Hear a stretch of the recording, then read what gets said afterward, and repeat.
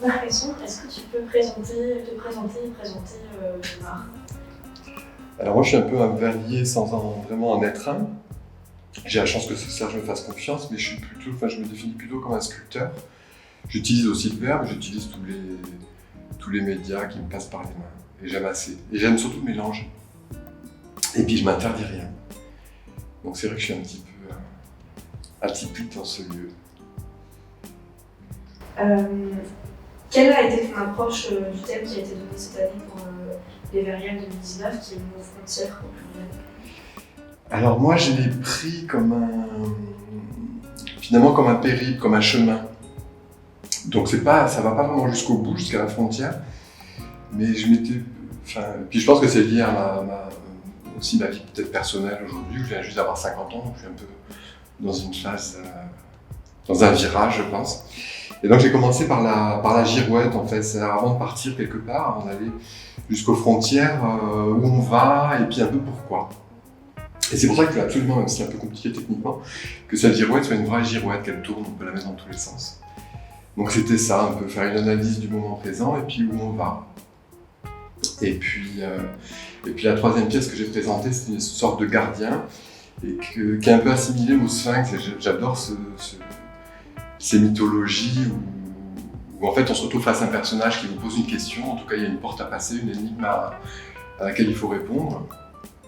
Et puis ça passe ou ça casse, c'est-à-dire soit il vous donne la lumière, soit il vous zigouille. Et j'aimais bien ce côté un peu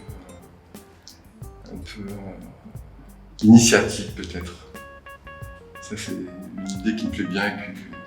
Et puis aussi, et ce qu'on retrouve assez souvent dans mes pièces, les chimères en fait, donc des êtres un peu composites, donc avec un corps de dragon, un long cou étrange, un peu comme l'hydre, et puis une tête humaine.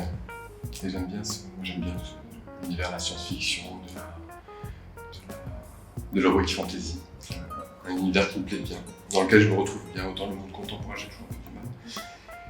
Mais ce monde-là, ça me plaît bien. Et la troisième pièce, c'est l'île des morts, en fait, qui est un tableau de Beuclis que j'adore. Et qui, donc, il en existe 5. Et donc c'est assez vieux, hein, c'est 1880 pour le premier. Et donc cette île, en fait, cette espèce d'univers un peu symboliste, mais qui est à la limite du romantisme, je vois plus comme un tableau romantique. En fait, on se retrouve sur une barque, alors c'est qui? C'est moi. Enfin, moi, j'ai pas mis la barque, mais quand on connaît bien ces 5 œuvres-là, en fait, c'est Charon qui emmène un personnage qui, malgré tout, est vivant, mais qui est déjà dans un suaire, et qui va sur cette île des morts. Donc, en fait, la fin un peu de la frontière, en tout cas la fin du périple, c'est comme pour tout le monde, c'est la mort. Et j'aime beaucoup ce tableau, puis c'est un tableau qui est assez marrant parce qu'il a été dans le bureau d'Hitler, enfin une des œuvres, un des 5 tableaux a été dans le bureau d'Hitler pendant toute sa vie. Une des copies, parce que ça a été beaucoup reproduit en Allemagne, était dans le bureau de Freud. Enfin voilà, c'est un tableau, une œuvre qui a plein de facettes. Il y a plein de facettes et j'aime bien. Est-ce que tu pourrais me dire en quelques phrases, 2-3, quel a été ton cheminement en fait, dans ton univers pour arriver jusqu'à la frontière justement? Artistiquement, Oui. de manière peut-être un peu plus générale, parce que la frontière, je ne sais pas si je suis arrivé à la frontière, mais moi ça a été des hasards en fait. Parce que j'étais pas du tout voué, ou en tout cas mal orienté pour être dans le monde de l'art. Et puis ça s'est fait petit à petit en croisant des gens en fait, et puis à un moment en m'autorisant. Mais surtout grâce à Raymond en fait. Raymond qui a quand même été un grand vecteur, qui a fait que je me suis professionnalisé. Alors qu'avant c'était juste un hobby, j'osais pas en tout cas j'osais pas passer à l'acte. Mais sinon après, je suis jamais arrivé à une frontière et j'espère qu'il n'y aura jamais de frontière. Et puis je pense pas qu'on puisse le voir soi-même. Je pense qu'après c'est a posteriori que ça peut juger, ou ça peut être jugé par certains qui vous connaissent bien, qui connaissent bien votre travail, mais me juger moi-même, je pense que j'aurais du mal, et je pense que je n'ai même pas envie.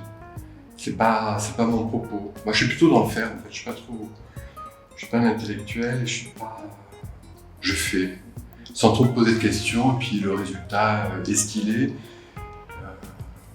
Et puis même à la limite, je m'en fous un peu du résultat. Enfin, je sais pas que je me fous vraiment du résultat. Je suis content quand c'est réussi, puis je pense pouvoir le voir si c'est vraiment réussi. Mais c'est pas tellement mon but. Moi, j'adore faire. Et mon bonheur, c'est l'atelier. C'est mon bac à sable. Et je crois que je suis vraiment moi-même en faisant.